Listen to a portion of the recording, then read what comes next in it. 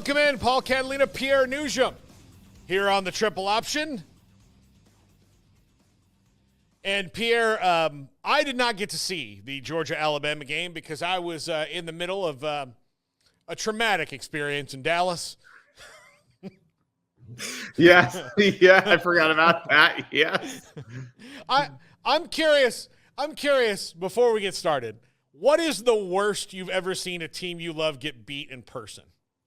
In person, it probably would be off the top of my head. The teams that I root for, it would definitely be the Kings when they were in San Antonio, probably around 10 years ago when they just got absolutely shellacked. It's not like the team was all that good anyway, but they lost by like 25 or something. Like it was just it was more of a David Putty situation where I was just there to support the team, you know. Yeah.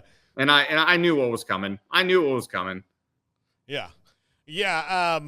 I knew Florida State was probably going to lose. I didn't think it was going to be quite that bad. Yeah. Like I left before the fourth quarter started bad because I couldn't watch it anymore, and we had about 2 hours in the car with traffic on the way back. So I want you to know, actually, I was at a wedding on Saturday night, and I was having a discussion with somebody who recognized me from TV and wanted to talk about sports and stuff, and we got into this discussion, and you will be happy to know that I spent a solid 5 minutes just. And I might have had a couple in me at this point, but I spent a solid 5 minutes not talking with this person, but at this person about how Florida State was absolutely screwed last year by the committee. And I just went on this absolute tirade as if I went to the university, myself, and just couldn't seem to let it go. So I just want you to know that there are people out there that are looking out for you, buddy. Yeah.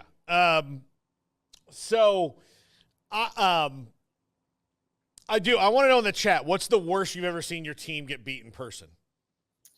I would love to know what I want to know. I want to know, the and especially if it was unexpected. Like if you went thinking, hey, this game's going to be pretty good. Well, let me ask you this: is it when you say the worst in person? Like, are we talking about... Look, I was at Wide Right 3. That's the worst feeling I've ever had. Yeah, but the biggest ass whooping. Yeah. Okay. I bought tickets for this, yeah, and clearly you guys did too because you're just watching like I am. Yeah, yeah. It was, for me, it was definitely King Spurs from like 10 years ago. I remember it was around the time of my birthday, around my 30th birthday or 31st birthday or something like that. Yeah, it was a disaster. Yeah, yeah. It was just I'm just curious because it's the like I'd rather have the gut-wrenching feeling of because I don't know, makes you maybe feel alive a little bit more when your team loses in a tight one, because then you remember man, that game was nuts. I'm still pissed about this or that. Like this game, I will not remember like that. Man, I had a lot of fun, but while I'll remember after the second quarter, this thing was just, ugh. Yeah. Like it's just not, what you want to see. I'm in for a good game wherever I am. Look, I went to watch the Red Sox and Yankees play at Yankee Stadium, and it was a fantastic game, and the Red Sox lost. Now, baseball's easier to deal with because that was in June, and it was 1 of 162, Right. It still made me mad that I'm sitting there in my Red Sox hat, walking out and getting on the train, and people are like, look at this guy, huh? Yeah. With a Red Sox hat on. Look at this guy. He thinks he's a tough guy. Man. I the worst Dolphins loss in person I can think of was actually here in Minnesota about 5 years ago. I want to say it was like a 41-17 game, but I didn't pay money to see that game. I was actually credentialed. And then after the game, I went down to the post-game press conference for the Dolphins. I'm staring a hole through Ryan Tannehill thinking, you did this to me. How dare you? Yeah. I remember that train ride back from the Yankee game. A lot of things happened. One, I met another Red Sox fan because I was getting harassed on the train by some Yankee fans, which I expected. Sure. But it is better to band together and be like, hey, I've got a guy. So but this dude, I say he wasn't from Boston. He was from country Massachusetts. Yeah. And so he had a couple of pops in him, like way more than I had. Yeah. He's like, no problem, buddy. I got you. You know, if these guys want to throw down on the 9 train, I'll throw down. I'll do that. Yeah. I'm from Massachusetts. I don't care. And his wife's like, she's like, honey. He's like, so anyway, we do this every year. We come here, I take her to Broadway, and then we go to a Sox-Yankees game. We do it every year. We love it. It's awesome. Although I had to pay 900 bones to see Harry effing Potter on Broadway. And he's like an old man. He's not even a kid anymore. He's like an old man, and it's like his children. I'm like, why do I give a shit about Harry Potter's kids? And exactly. Like, this is the whole so then we get off, and his hotel, like, turns out we're talking, and their hotel and my hotel were right across the street. So we get out, and we're walking, and I had to pee really, really badly. Yeah. Just amazingly badly. Well, Bruce Springsteen had, like, a live on Broadway show at that time and was walking out, and so the police had the street blocked off. And I was, like, telling this cop on horseback, like, dude, I've got it. Like, I love Bruce Springsteen just as much as the next guy, but right now I don't care. And the entrance to my hotel is right there, and the bathroom is right around the corner. Will you let me go through? And he's like, you wouldn't be the first guy who pissed on the street in New York. And I'm like, well, I'm not gonna. Right? Yeah. Please don't make that an option for me, sir. Like, I'm a grown man. Yeah. And then like when I was walking through Times Square in the morning, I saw them again. He's like, hey, buddy, I got a wicked hangover, just wicked. They got coffee down here that's great. You should have a cup of coffee. I'll see you around town.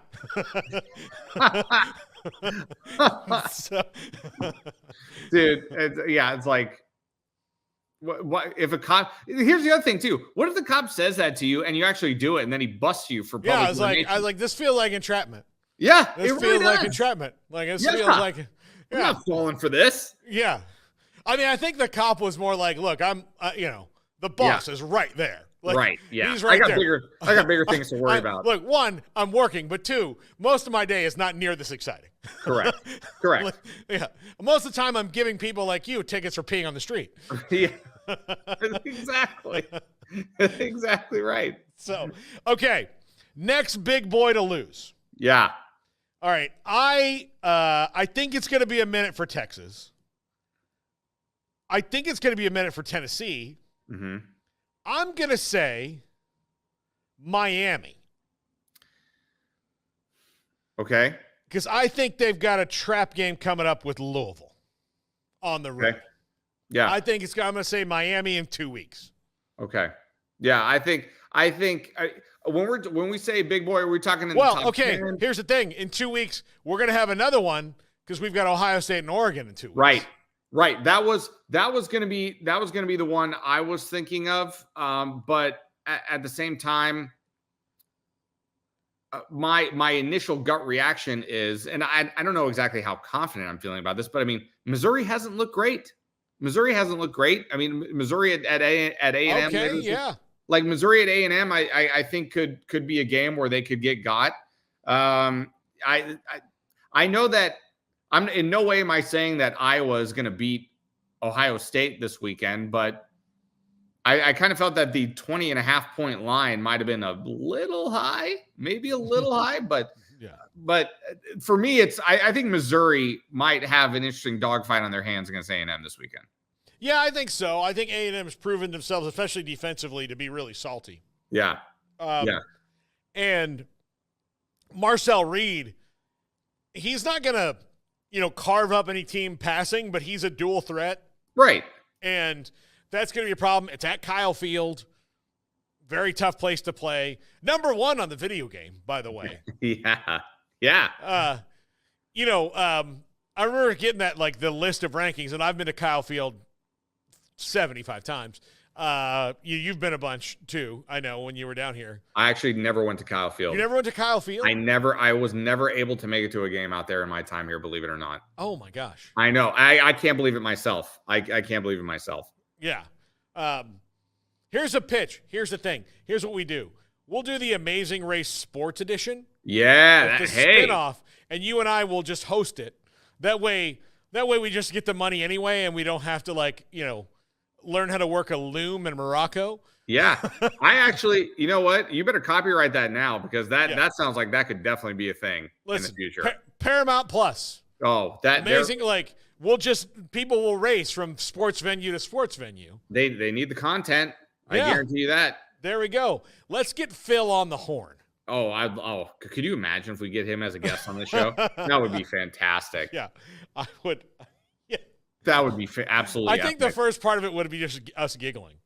Oh, 100%. 100%. I interviewed Meredith Vieira about a year or two ago, and I it was remote. It wasn't in person, but I said, Meredith, what advice would you have for young aspiring game show hosts, in the minute? And she's like, "You trying to take my job, pal?" I was like, "No." I was like, "No, absolutely not." I'd love to be a part of a startup game show even, who knows? Yeah. Like, come on, yes. She's like, yeah, okay. And she, Yeah. No, I would love to see it. Also, I think we got cards we got to play. How many Egyptian American game show hosts are there? Right. None. Yes. None. Thank you. It's an untapped market. Right. I'm one of these days I'm hoping somebody be like, "Oh, I thought you were such and such ethnicity." I was like, "What are you trying to say?" And no. Like, no, please, here. Have a job, have $500,000. Please don't sue us. Here's what you should say. Yeah. And you should be like, $25,000 pyramid. Hello. Wow. You're already appropriating my culture. Right. Interesting. Here's one way to resolve this, and we can resolve it right now. Yeah. Is that Anthony Anderson right now? Yeah. I think it is. I think it is. Yeah. I think it is. I'd have to go back and look at that, but I think you're right. You're right. Yeah. Like, hey, tough stuff. Hang time. Hit the bricks. God, yeah. You people watching this show, if you have any idea what hang time is, please absolutely get in the chat right now, because none of you even realize what an absolute hidden gem that show was back in the day. Yeah, there were two Hall of Fame athletes on it, and Reggie Theus and Dick Butkus. Correct. Yeah. Correct. Yeah. Yes. They had to redo the not to spoil anything, but when Reggie Theus left the show, they had to redo kind of like the last episode and cut it off early, because Reggie Theus announced that he was coming back next year. But just like any other coach, oh no, he got a better deal somewhere else, and in comes Dick Butkus. Yeah. Who knows all about basketball. Oh yeah. God, I hope somebody in the chat knows something about that show. Yeah. I'm glad that you got the reference. I still remember the theme song. I'm not going to sing it, but I definitely still remember it.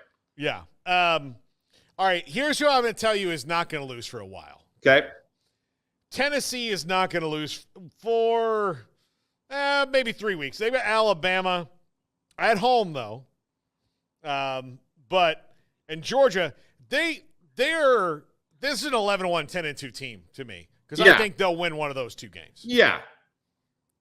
Yeah. So they're all right. We're not going to have many undefeated, if any, undefeated teams this year.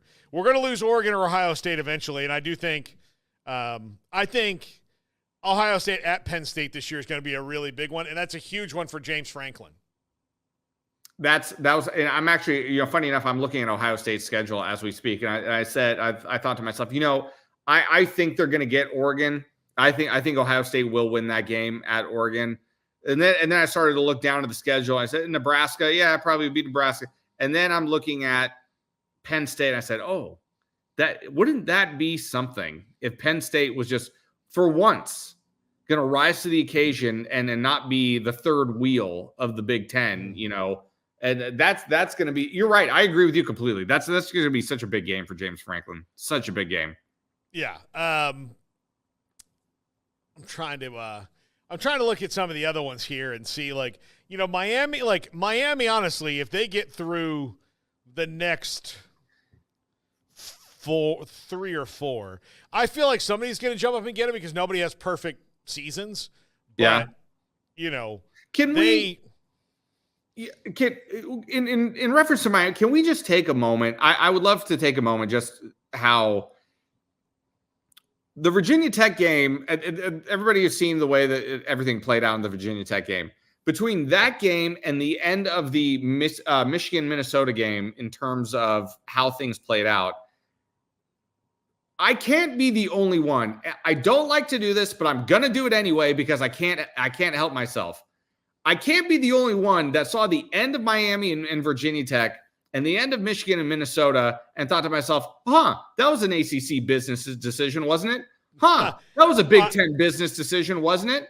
Like that. I mean, I cannot be the only one starting to like wonder, when some of these big name teams in terms of what's at stake for them. And now granted, with Ole Miss losing to Kentucky over the weekend, that's not going to kill them necessarily in terms of getting into the playoff. So I get that there's more room for error for some of these teams. But at the same time, too, when you have these lower tiered schools like Virginia Tech and Minnesota with an opportunity here to knock off a power team, a top 10 team, a top 15 team, and you're kind of looking at officiating a little side-eyed, I'm starting to get curious. I'm starting to get a little curious when business decisions are made. Yeah. I don't think that Miami and Virginia Tech was a business decision. It does look like it, I know, but of those two games, that one looks less likely to me, for sure, of the two games. Michigan, Minnesota, though, I'm with you on that one. In the heat of the moment, especially in the heat of the moment of Miami and Virginia Tech, I was like, that was conclusive? To me, that's just too hard to sell that he caught it. Yeah. Like, forever you're going to be like, oh, this guy caught it. And you're like, I mean, did he? Yeah. But the ruling on the field was a touchdown, was it not? Yeah. So that was, I don't like to invite this kind of skepticism on officials and stuff like that. But every once in a while, Paul, hey, I look at it differently. There is no group in America more protected than referees. Yeah. Than college referees. Yeah. Pro referees, we talked about this on our show yesterday. Pro referees have to at least sit in a room and one guy is going to ask them questions about how they did it. And I'm sure you've submitted questions to the pool reporter before. Yep. Where you're like, hey, can you make sure you ask him about this, or I was curious about this. And then the pool reporter goes in and asks those questions and takes those notes, and then they release it. They release a transcript, yeah. And I think that that's a better way to do it, because you don't want, you open it up to, a full press conference to a referee. Yeah. Then people with, the crazy guy with an agenda can pop in there and if he's a better arguer than the ref is, then he's going to, discredit this guy unfairly. Right. But if you give them an opportunity to answer for it, but college referees can make terrible calls in these big money games, and then when you're like, hey, why'd you do that? And you're like, I don't have to tell you.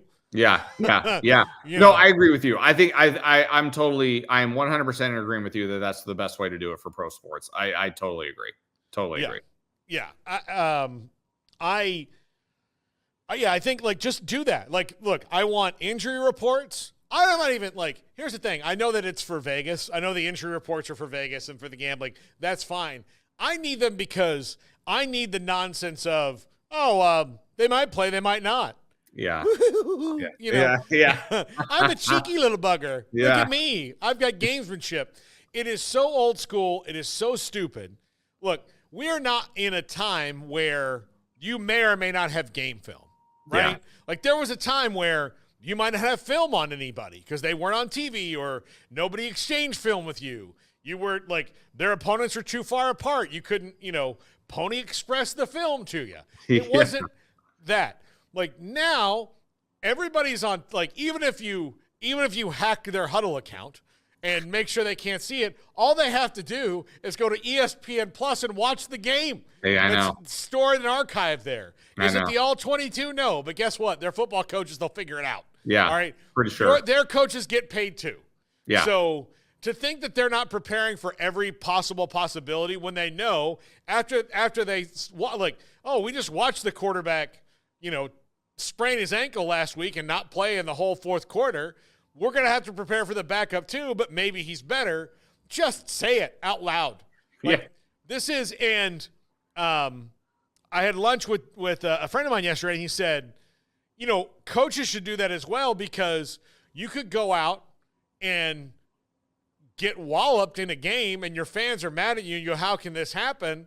And then a lot of your starters aren't playing, but since you didn't say anything to anybody, now it just looks like, oh, well, this is my starting lineup this week. You don't need to know why.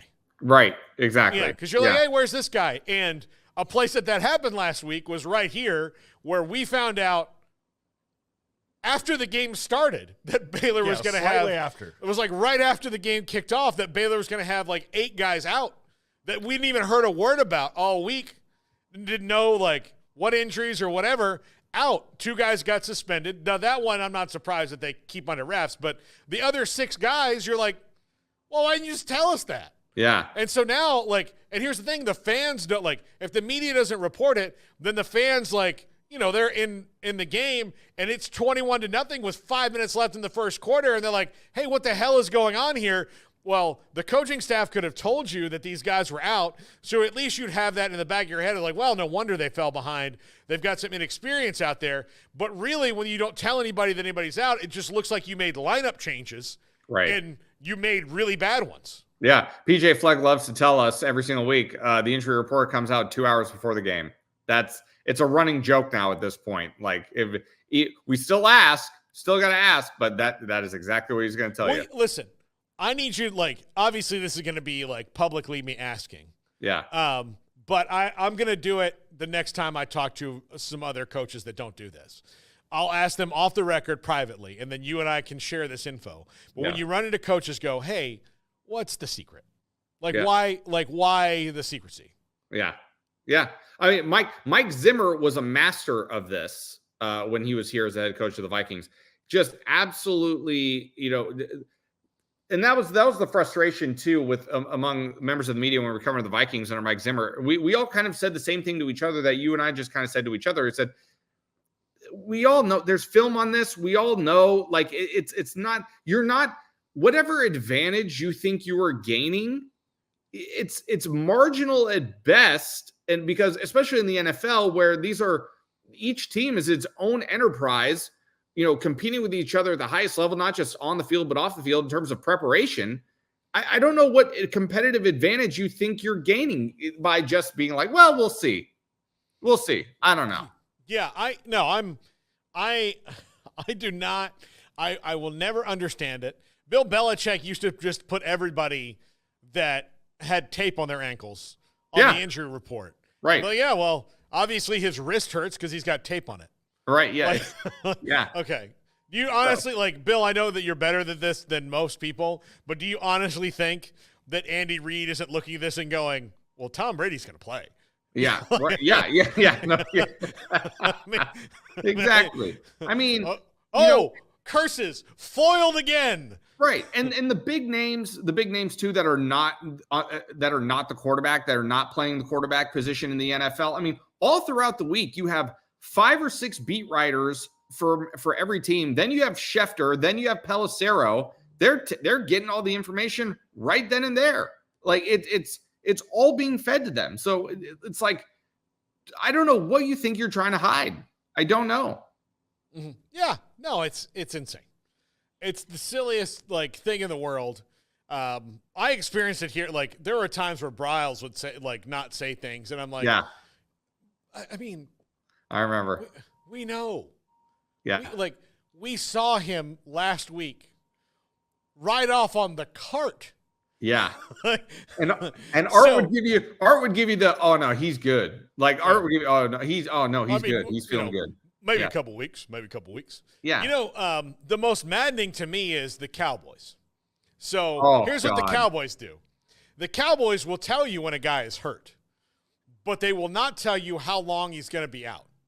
And if it's week to week, then they're going to play again this season. Yeah. But if you, like, for Tank Lawrence right now, if he plays again this year, I'll be shocked because they've given him the kiss of death. They've said 4 to 8 weeks. Because they'll say 4 to 8 weeks, which is a month or 2 months. So, he's not having surgery on it right now.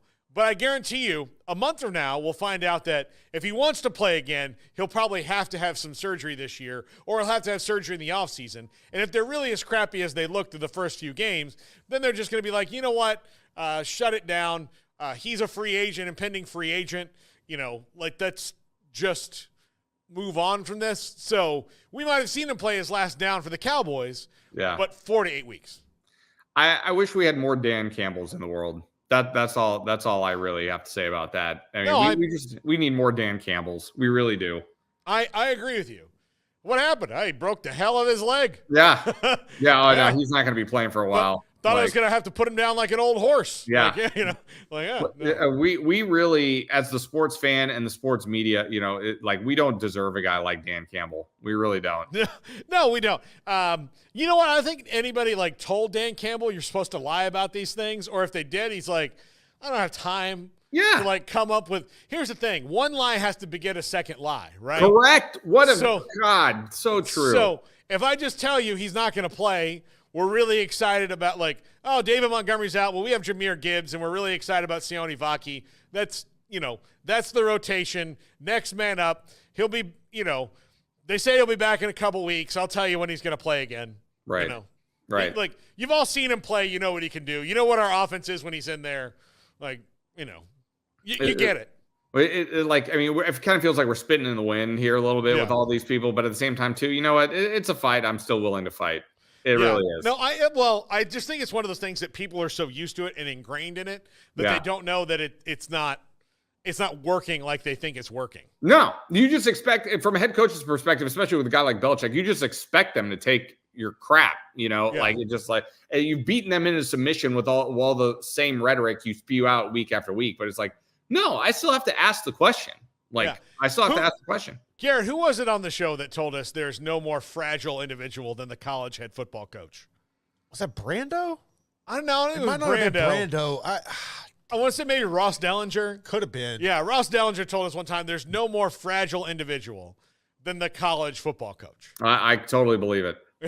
I totally believe it. 100%. Yeah. Pro coaches aren't fragile. They're just set in their ways. Right. I've seen some grizzled coaches. If I see a fragile one, I'm like, you're about to get fired. Yeah. Oh, yeah. But college coaches can be fragile and then they're insulated. Yeah. Urban Meyer, very fragile. Ryan Day, very fragile. That's the great thing about Nick Saban is that even though he had some times where you're like, come on, Nick, this isn't you. Like Kirby Smart's fragile as hell. Yeah. They don't, he's got this chip on his shoulder and they're the best team in the world. But yeah, Nick Saban would just be like, no, this is how it is. This is what we're doing. I'm not going to show any weakness here. He would say things that annoyed him, or he would kind of sometimes throw out, the party line a little bit, but he never seemed to me like a guy who was like, how dare you ask me? Right. Yeah. Yeah. And I can tell you, as somebody, if you're a coach out there and you give me that kind of, you get upset with me for asking probably what is a reasonably expected question that you should be hearing. If you give me that, I'm going to be on your ass every single week now. Yeah. Now it's a game for me. Yeah. It's a game for me now. And I'm going to make you hate me by the end of the year. Honestly, I think that I could probably steal a coach's identity faster, publicly. We can all do it. Coach Meyer, what is your social security number, your mother's maiden name, and the name of your first pet in the street you grew up on? And he would list those off, and then he'd be like, hey, is Percy Harvin going to play this week? He'd be like, whoa, hey. Yeah. Come on. Whoa. We don't talk about injuries here. You know that. Out of nowhere. Be professional. And you're like, all right. Yeah. Be professional. The Matt Patricias of the world that tell people to sit up at a press conference like they're a kindergartner, for God's sake. 24 hours later, it's like Urban Meyer had his identity stolen by 300 people an hour after his press conference. Oh, man. Unreal. Yeah.